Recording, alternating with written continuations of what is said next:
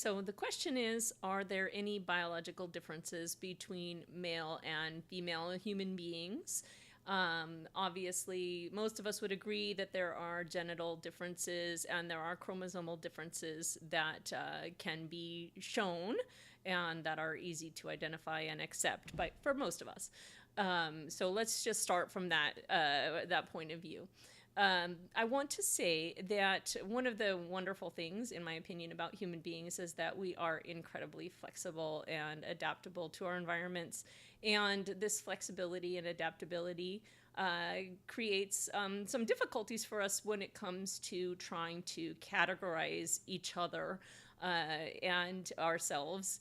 And, people may ask the question, are categorizations even useful in the first place? And I think that they are, or they can be. Obviously, they can also be destructive and problematic when misused. So do the categories male, female, when it comes to gender, are they useful at all? Can they be generalized about? And if they can be, are they useful to have? And I'd like to say that I come to this from a background of anthropology. That's my degree. I have a BA in anthropology.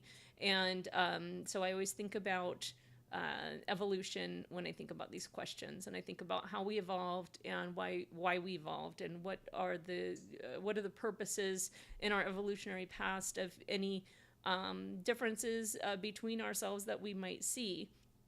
And I generally come from the perspective that differences in the human sort of spectrum of behavior are beneficial to us as a group.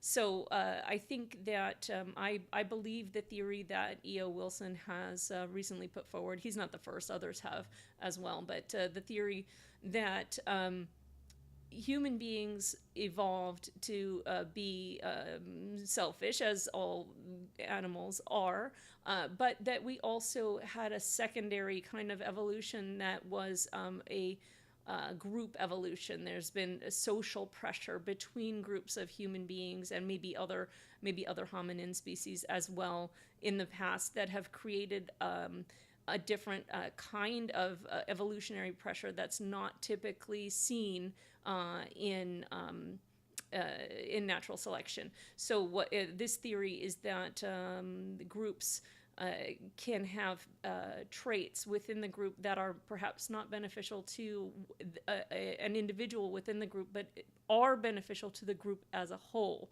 So this is thought to be an explanation for altruism, for instance. So altruism, if you sacrifice yourself to save your buddies, that's not super beneficial to you as an organism, if you haven't yet reproduced, especially.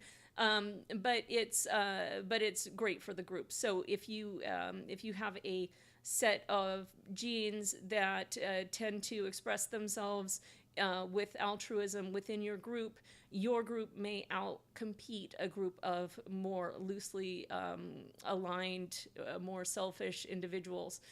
You may outcompete this group of selfish individuals for important and scarce resources. So that's the basic premise. You can look into that a little bit more later, but it's from that kind of underpinning that I think about all kinds of differences between us as individuals, and I tend to see these differences as falling into categories, and so we have categories of personality traits like the big five, extroversion and introversion, and agreeableness and disagreeableness, and the sensitivity, or as they call it, neuroticism, but I prefer to call it sensitivity. So, but I think that if these are regularly seen traits, that they must be overall beneficial to groups of humans. And I think that the same is probably true for males and females, for differences between men and women, especially boys and girls. I don't think there are as many differences prior to puberty, but I think that the reason that we tend to assign gender roles at a younger age is to prepare children for the differences that will be coming at puberty. And of course, these differences are again, remarkably flexible, because we are human beings and we are remarkably flexible. And so it could be that a particular society has a particular environment wherein reverse gender roles are more useful, and you will see, if that is the case, you will see that culture changing their cultural values to adapt to the environment that they find themselves in. That's just human nature to do that. However, are there observable differences between men and women? And there have been differences that have been shown in brain scans. These brain scans, to the best of my knowledge, have been conducted mainly in the West, so I don't know how universally applicable they are. However, I do think that they're still interesting, and it's a kind of a chicken and egg question, though, because the brain does change in response to the environment, in response to cultural changes, but also, in response to cultural input, rather, and to socialization, to teaching, to the environment of one's family, etc. But the brain also does change in response to the chemical environment, the uterine environment, the foods that we eat, etc. So it's complex, but still, there are differences that are observed, and I think that that's interesting. A book that I read talked about the brains of males and females being like a mosaic. And they said in the book that there are observable, generalizable, if you will, differences between the male brain and the female brain, but that these differences were always laid out in a kind of mosaic of masculine and feminine traits. So you will see that most men would have more stereotypically masculine traits in their brain. However, even the most masculine, manly of men would have some areas of their brain that were more stereotypically feminine.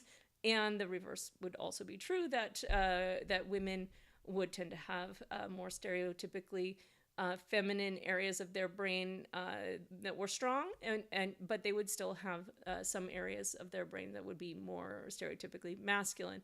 And this would be true, and even the most feminine of women would still have some masculine areas. And so this shows, again, this remarkable flexibility, that we are not just one way. We are different ways, and we are women with masculine traits, or we are men with feminine traits.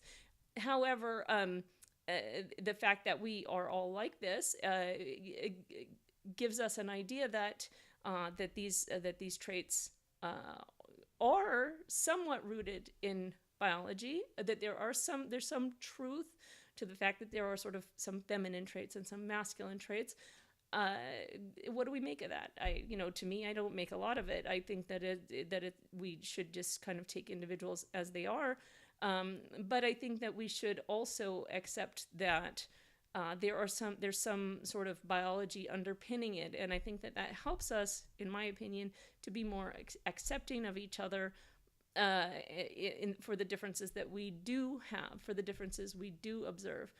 Men, for instance, are bigger and stronger in general, and taller than women are, and this does not make them necessarily more brutish than women. It means that they're bigger and stronger and taller, and they are capable of, generally speaking, of more violence based off that fact. They have also traditionally occupied roles within societies where they would be expected to perform tasks of heavy lifting and or violence for their group.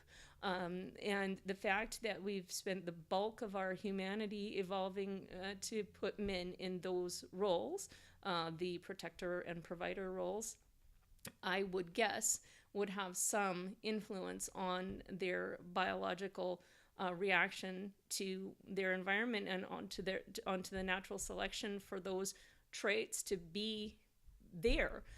Does that mean we should shun men who aren't big, strong, and violently inclined? Of course not. It doesn't mean any such thing. It means that the fact that men might have tendencies in that direction is something we have to contend with as a society, and ask ourselves, how do we do that in a constructive way? How do we get boys who want to, to be physically active, for instance? How do we give them opportunities to positively channel those impulses that may be biologically natural to them?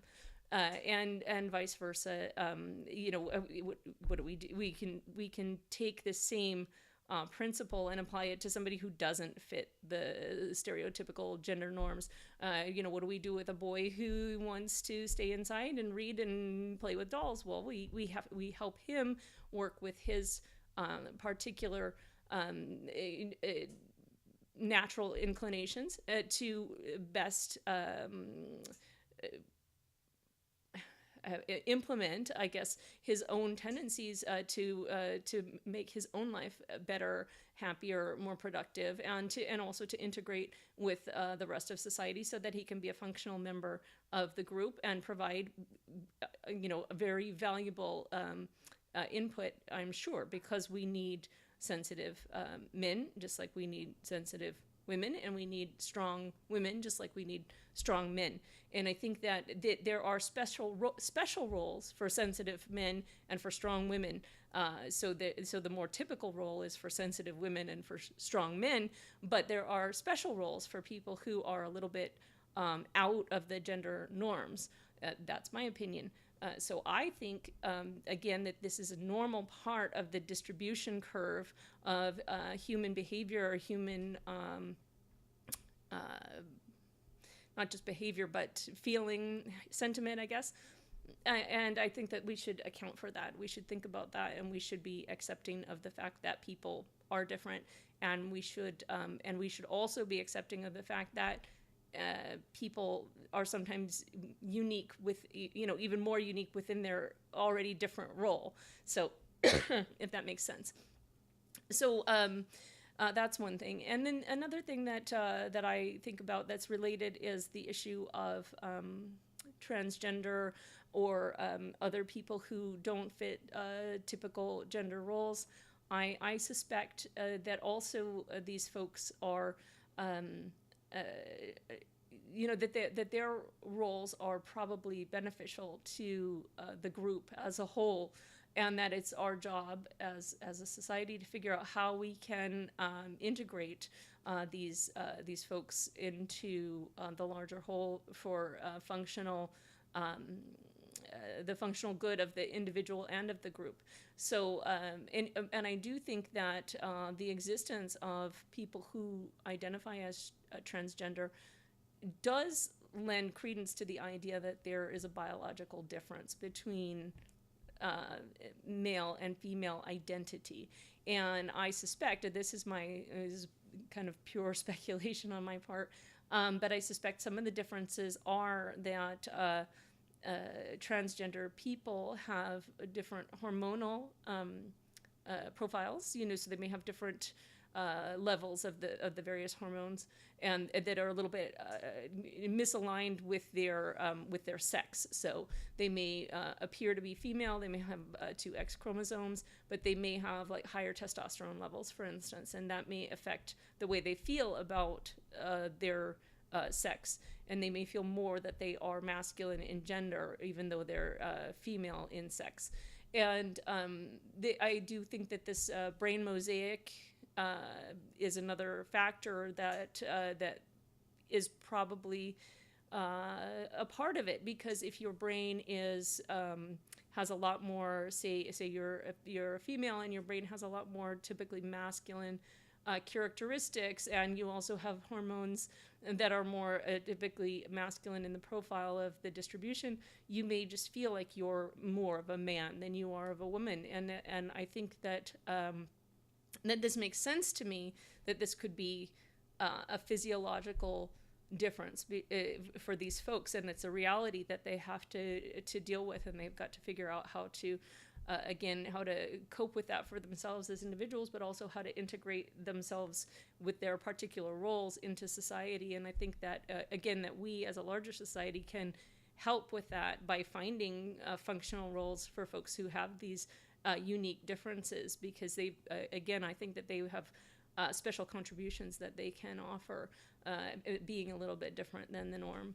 Anyway, that's sort of some of the things I've been thinking about. I'm sure there's like plenty more that I haven't mentioned, but some of the things I was thinking about. But I do think that biology and evolution are sort of important factors.